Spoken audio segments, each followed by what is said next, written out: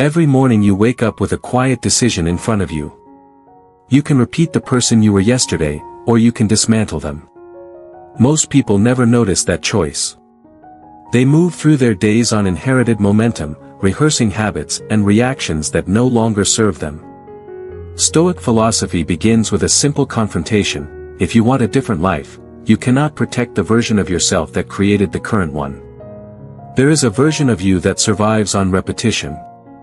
It knows your routines, your excuses, and the familiar shortcuts that lead back to the same outcomes. It speaks in a voice that sounds reasonable. It tells you that change can wait, that comfort is harmless, that tomorrow will be more convenient.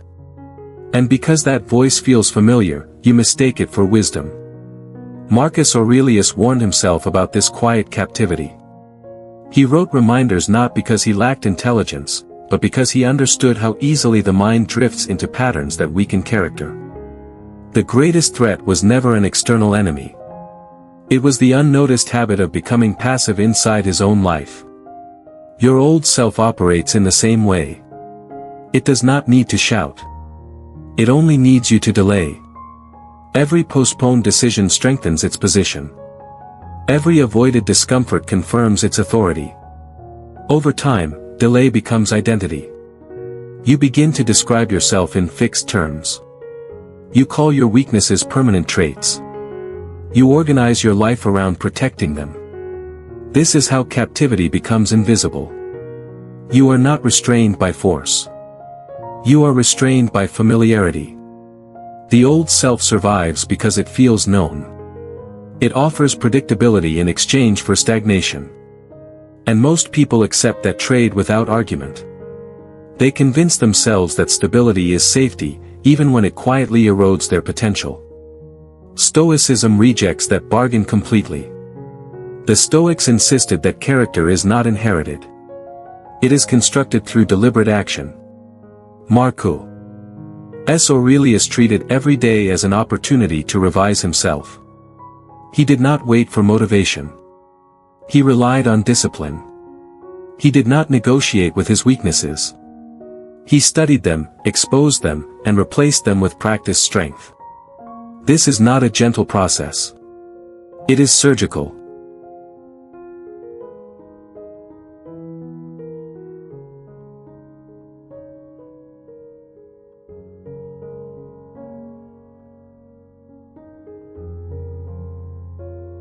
To kill the old version of yourself is not an act of self-hatred.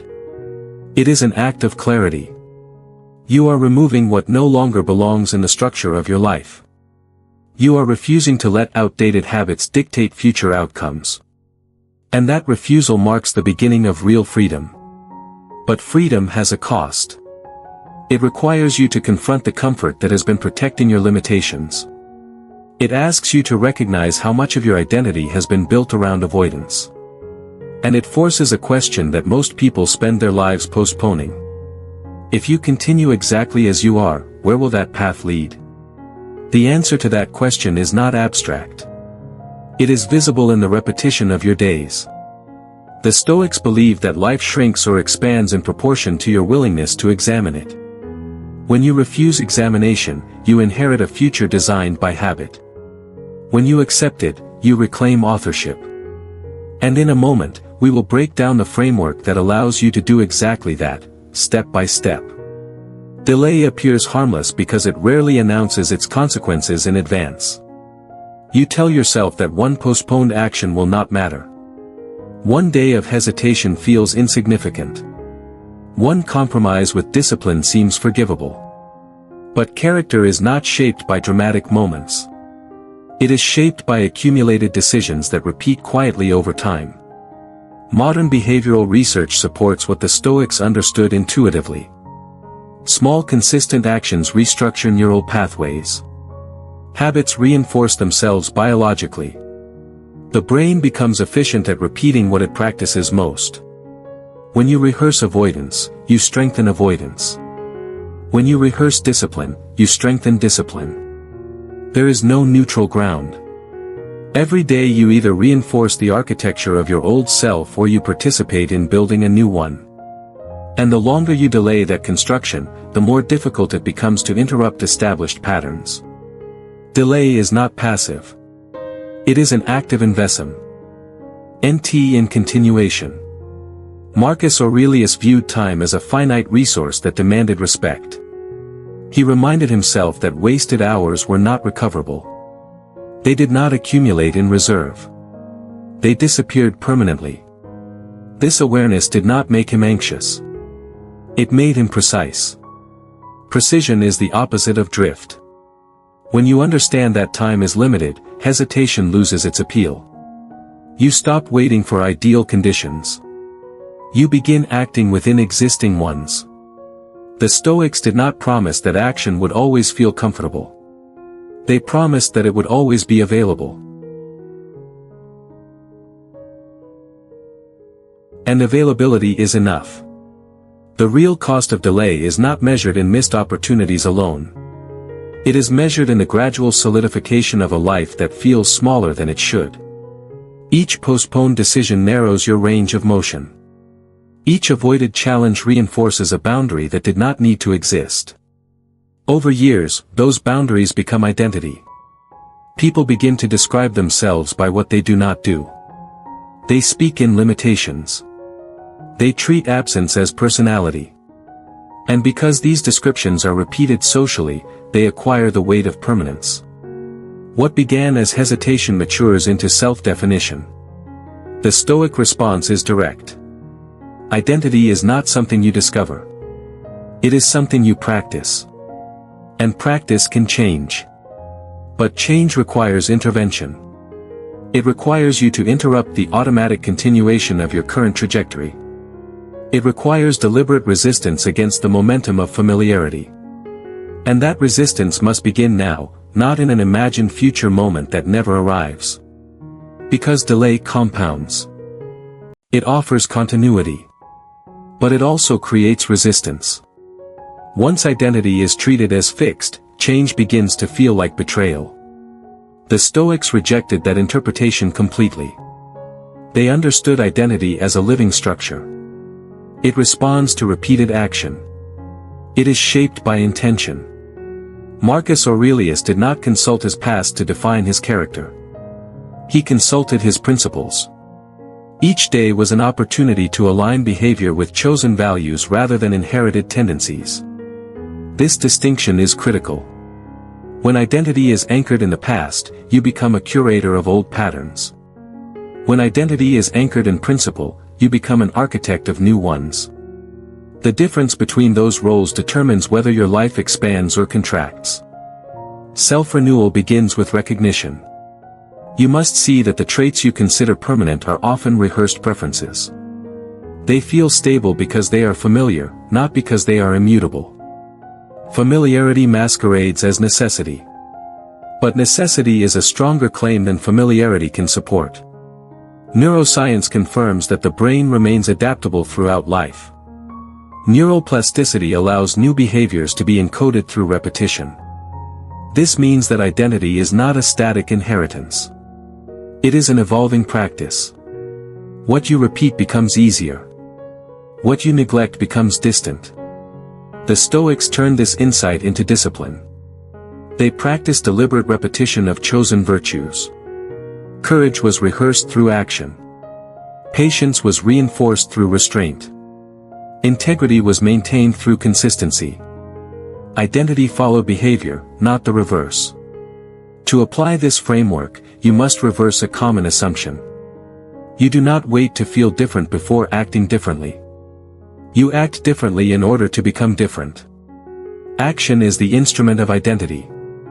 Waiting for emotional confirmation delays transformation indefinitely. This is where many people hesitate. They search for internal certainty before committing to change. They want assurance that the new behavior aligns with an authentic self. But authenticity is not discovered through introspection alone. It is constructed through disciplined experimentation. Marcus Aurelius treated each day as a rehearsal for you can do the same. Choose a principle that represents the person you intend to become. Then translate that principle into a specific behavior. Repeat that behavior consistently. Allow identity to reorganize around the pattern you establish. This is not abstract philosophy. It is mechanical. Repetition reshapes the structure of your mind. And through that reshaping, the old self begins to lose coherence. Its habits weaken from disuse. Its authority diminishes. A new identity takes root in the space you have cleared. Tonight, define one principle that represents the person you are choosing to become. Write it clearly. Tomorrow, perform one deliberate action that expresses that principle without negotiation. The most persistent influence on your behavior is not external pressure. It is internal narration. Every decision you make is preceded by interpretation. You describe situations to yourself before you respond to them. This description shapes perception. Perception shapes action. And repeated action shapes identity. The entire process is mediated by language operating inside your mind. Marcus Aurelius monitored this inner dialogue carefully. He understood that unexamined thoughts acquire authority through repetition. When a narrative is repeated often enough, it begins to feel factual. But frequency does not equal truth. Your old self depends on unquestioned narration. It sustains itself through quiet statements that define limitation as reality. These statements rarely appear dramatic. They sound practical. They present hesitation as caution and avoidance as wisdom. Because they resemble rational thought, they pass inspection. But Stoicism demands inspection. The Stoics practiced cognitive discipline long. This is a disciplined practice. It requires attention. But attention is the gateway to autonomy. Without it, you are governed by narration you did not consciously author. The battlefield is not external. It is linguistic. And control over that battlefield determines the direction of your life. Tomorrow, observe your internal language with deliberate awareness. Interrupt the first limiting statement you detect and replace it with a principle-aligned interpretation. Comfort is persuasive because it rarely looks dangerous. It presents itself as rest, as reward, as a reasonable pause between efforts. And in measured amounts, comfort is not the enemy. The danger emerges when comfort stops being a recovery tool and becomes a governing principle. When ease begins to dictate decisions, growth quietly withdraws. The old version of you depends on this withdrawal. It survives inside predictable routines that minimize friction. It encourages choices that feel safe in the moment but accumulate stagnation over time. Each avoided challenge reinforces a message: remain where you are. Protect what is familiar. Preserve the structure that already exists. Marcus Aurelius treated comfort with suspicion. He did not reject rest, but he refused to let ease define his character. He reminded himself that difficulty was not an interruption of life. It was part of its architecture. Obstacles were not detours. They were training grounds. This perspective transforms resistance into instruction. When you encounter discomfort, your instinct is to retreat toward familiarity. The body prefers efficiency. The mind prefers certainty. Together they generate a powerful argument for remaining unchanged. But the Stoics understood that instinct is not always aligned with progress. What feels natural is often what is rehearsed. And rehearsal, it means recalibrating your relationship with discomfort. Instead of treating it as an enemy, you treat it as information. Discomfort identifies areas where growth is possible. It marks the boundaries of your current identity. Crossing those boundaries requires deliberate engagement. Marcus Aurelius approached difficulty as a collaborator. He asked what each obstacle could teach him. He did not expect the world to soften. He expected himself to become more capable. This expectation shifted responsibility inward. It transformed adversity from a complaint into a curriculum. You can adopt the same orientation. When you encounter resistance, resist the impulse to interpret it as a warning to retreat. Interpret it as an invitation to develop capacity. The old self will argue for preservation. It will present comfort as wisdom. But wisdom without expansion is disguised fear. Each time you choose challenge over convenience, you interrupt the continuity of your old identity. You demonstrate that your behavior is governed by intention rather than habit. This demonstration accumulates. It builds evidence that transformation is not theoretical. It is operational. The process is incremental. You do not dismantle the comfort zone in a single act. You erode it through repeated decisions that prioritize growth over ease.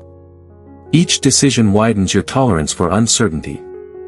Each exposure to difficulty reduces the authority of fear. Over time, what once felt threatening becomes navigable. And in that navigation, a new version of you emerges. One that does not depend on predictability to function. One that treats change as terrain rather than catastrophe. This version is not immune to discomfort. It is fluent in it. Fluency is power. It allows you to move through environments that would have immobilized your former self. It expands the range of actions you can take without paralysis. And in that expanded range, opportunity becomes visible. Tomorrow, deliberately select one task you have been postponing because it feels uncomfortable. Complete it without negotiation. Treat the discomfort as training rather than obstruction. The past exerts influence through repetition. Memories recur. Interpretations solidify. Events that no longer exist continue. He did not deny the past. He contextualized it. He treated previous events as completed chapters rather than active authorities. Their relevance lay in the lessons they contained, not in their emotional residue. Once a lesson was extracted, the event no longer required rehearsal. This distinction is essential. There is a difference between learning from the past and living inside it. Learning isolates principle. It identifies patterns that inform future action. Living inside the past preserves emotional reactions that restrict present choice. The former expands capacity. The latter contracts it. Modern psychology describes a similar mechanism. Rumination reinforces neural pathways associated with negative emotion. Repeated focus on prior events intensifies their psychological presence. The brain does not distinguish sharply between remembered stress and current stress. Both activate similar responses. When you rehearse the past without purpose, you extend its lifespan. The old self uses this extension strategically. It anchors identity to historical interpretations. It convinces you that previous outcomes define future limits. Over time, this conviction becomes self-fulfilling. You behave in ways that confirm the narrative you continue to repeat. Stoicism interrupts this cycle. It insists that the past is informational, not authoritative. Its function is to instruct, not to govern. Marcus Aurelius reminded himself that each moment arrives independent of previous ones. While history provides context, it does not dictate action. Agency exists in the present. To detach from the past is not to erase it. It is to reorganize its role. You examine previous experiences for usable insight. You extract principles that improve judgment. Then you release the emotional charge that binds those experiences to your current identity. What remains is knowledge without captivity. This release requires intention. The mind defaults to familiarity. It gravitates toward well-rehearsed narratives because they require less effort than constructing new interpretations. Interrupting this tendency demands awareness. You must notice when memory is being used as a constraint rather than a resource. When you detect that pattern, intervene. Redirect attention to the present variables. Evaluate the current situation on its own terms. You remember without being ruled. You learn without being confined. The space created by this detachment allows deliberate construction of a future that is not obligated to replicate history. When a past event surfaces in your thoughts tomorrow, identify the principle it teaches. State that principle clearly to yourself. Then return attention to the present task without continuing the narrative. The turning point in any transformation arrives when excuses lose their appeal. Until that moment, the old version of you survives on explanation. It constructs elaborate accounts of why progress has stalled. Circumstances become central characters. Other people acquire disproportionate influence. External events are arranged into narratives that soften accountability. These narratives are persuasive because they contain fragments of truth. Life is uneven. Conditions are not always fair. Outcomes are influenced by variables beyond your control. The Stoics did not deny this. They acknowledged the existence of external forces. What they rejected was the idea that these forces determined character. Marcus Aurelius drew a strict boundary between what he could control and what he could not. Inside that boundary lay his judgments, decisions, and actions. Outside it lay events.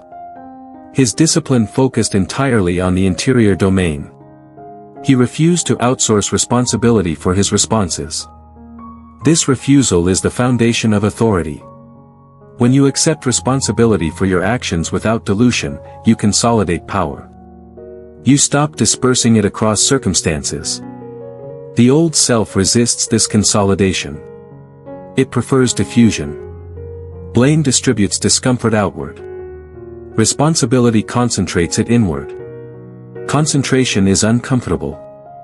It exposes the gap between intention and execution. It removes protective narratives. But it also clarifies the path forward. When responsibility is internalized, solutions become actionable. You can adjust behavior. You can refine strategy. You can intervene directly. Blame offers no such leverage. It may provide temporary relief, but it leaves the underlying structure unchanged. The same patterns repeat because the locus of control remains external. Over time, this repetition produces a sense of helplessness. You begin to perceive yourself as a passenger in your own life. Stoicism. Ruthless responsibility does not imply self-condemnation. It is not a demand for perfection. It is a commitment to ownership. When outcomes fall short, you examine your contribution without distortion. You identify correctable factors. You adjust. This cycle replaces passive frustration with active refinement. The old self interprets failure as identity. It uses setbacks to reinforce limiting narratives. The Stoic interpretation is different. Failure is feedback. It contains information about strategy and execution. When processed without self-pity, it becomes instruction. Instruction accelerates improvement. To adopt ruthless responsibility, you must eliminate conditional language. Phrases that defer action to external change weaken initiative. They postpone engagement. Replace them with statements that identify controllable variables. Focus on what can be altered immediately. Even small adjustments accumulate into structural change. Marcus Aurelius practiced this orientation relentlessly. He did not wait for ideal conditions. He operated within existing ones. His authority derived from consistency. He demonstrated that responsibility is not situational. It is habitual. Each moment offers an opportunity to exercise it. When you internalize this habit, the old self loses its primary defense. It can no longer attribute stagnation to forces beyond reach. It must confront the reality that progress depends on participation. This confrontation is decisive. It converts passive awareness into active commitment. And commitment transforms identity. You cease to describe yourself as someone affected by life. You describe yourself as someone engaged with it. Engagement produces momentum. Momentum disrupts inertia. The architecture of your character begins to reorganize around deliberate action. Tomorrow, identify one area of dissatisfaction in your life. State clearly how your own actions contribute to its current state. Define one specific adjustment you will implement immediately. Emotion is volatile. It fluctuates in response to internal and external stimuli. It amplifies certain perceptions and diminishes others. When allowed to govern behavior unchecked, it produces It negotiates with emotion constantly. It waits for favorable moods before acting. It postpones effort until motivation appears. Because emotion is unpredictable, action becomes irregular. Irregular action reinforces stagnation. Marcus Aurelius recognized this instability. He did not attempt to eliminate emotion. He subordinated it to principle. His decisions were anchored in values rather than feelings. This anchoring produced consistency.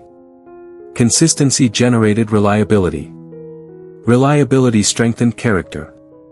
Discipline is the mechanism of that anchoring. It is the practice of executing chosen actions regardless of emotional weather. Discipline does not ignore feeling. It acknowledges it without surrendering authority. It treats emotion as information, not instruction. Modern neuroscience supports this hierarchy. The brain regions associated with long-term planning and self-regulation can override impulsive responses when deliberately engaged. Repeated exercise of this capacity strengthens neural pathways related to executive control. Discipline is therefore trainable. Training requires repetition. You establish routines that operate independently of mood. These routines become structural supports. They reduce. Emotion continues to fluctuate. But its influence diminishes. It becomes a background signal rather than a directive force. Decisions are filtered through established principles. This filtration produces stability. Stability enables sustained progress. To prioritize discipline over emotion, you must define non-negotiable behaviors. These behaviors represent commitments to your future self. They are executed regardless of transient feeling. Over time, they construct an identity organized around reliability. Reliability is the visible expression of discipline. When this identity solidifies, the old self becomes incompatible with your structure. Its appeals to convenience lose traction. Its arguments for delay sound unfamiliar. You have rehearsed a different pattern. That pattern governs your responses automatically. And in that automation, transformation is secured. Establish one daily practice that you will perform at the same time each day without reference to mood. Execute it tomorrow exactly as scheduled. Growth is impossible inside a mind that believes it is already complete. Certainty can feel like strength. It offers stability. It protects the ego from friction. But when certainty becomes rigid, it converts into confinement. The old version of you relies on this rigidity. It defends established beliefs because those beliefs preserve its structure. Marcus Aurelius treated his own mind as unfinished. He wrote reminders to question his assumptions, to examine impressions before accepting them. He understood that the first interpretation of any situation is rarely the most accurate. Without scrutiny, perception narrows. Narrow perception restricts response. The Stoic discipline of mental emptiness is not about ignorance. It is about deliberate openness. It requires you to suspend automatic conclusions long enough to evaluate them. This suspension creates space for revision. In that space, the architecture of your thinking becomes adjustable. Modern cognitive rehearsing emphasizes the value of intellectual flexibility. Minds that can revise their frameworks adapt more effectively to change. They detect error sooner. They incorporate new information with less resistance. Adaptability is not a betrayal of identity. It is a refinement of it. The old self fears this refinement. It interprets uncertainty as weakness. It clings to familiar interpretations because they reduce ambiguity. But ambiguity is not an enemy. It is a condition of learning. When you refuse to tolerate it, you freeze your development. To empty the mind is to release the illusion of final answers. It is to recognize that understanding is provisional. Each insight is a working model, not an absolute decree. Marcus Aurelius approached knowledge with humility. He valued clarity, but he never mistook it for completion. This humility is structural.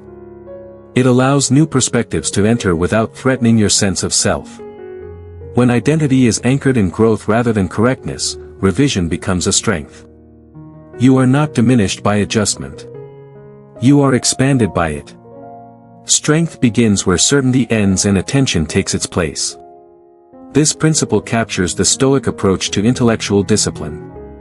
When you abandon the need to appear right, you become available to improvement. Attention replaces defensiveness. Observation replaces assumption. Explaining this quote reveals its practicality. Certainty closes inquiry. It signals that no further examination is required. Attention reopens the field. It invites scrutiny. It asks what remains unseen. In that invitation lies the possibility of refinement. The old self resists attention because attention exposes inconsistency. It highlights gaps between belief and behavior. But exposure is necessary. Without it, contradictions persist unnoticed. They weaken the coherence of your character. By welcoming attention, you align your thinking with your intentions. Emptying the mind is therefore an act of alignment. You remove the clutter of unexamined assumptions. You create a mental environment where principles can operate without distortion. This environment supports deliberate action. It reduces the interference of inherited bias. The process is continuous. You do not empty the mind once. You practice ongoing examination. EAC. Each encounter with new information becomes an opportunity to refine your framework. Over time, this practice produces intellectual resilience. You are not destabilized by correction. You are strengthened by it. Today you have examined the mechanisms that sustain the old version of yourself. You have identified the structures required to replace it. The responsibility now rests in repetition. Transformation is secured through continued alignment. Carry this framework into your routine. Select one principle from this script and implement it immediately. Allow your actions to confirm your intentions. Reflection without execution preserves the old self. Execution without reflection builds the new one. If this training has clarified your direction, continue the work. Write one word that represents the principle you will practice today. Commit to it visibly. Return to this framework regularly. Discipline strengthens through review. And if you are building a life organized around Stoic clarity, subscribe for continued training.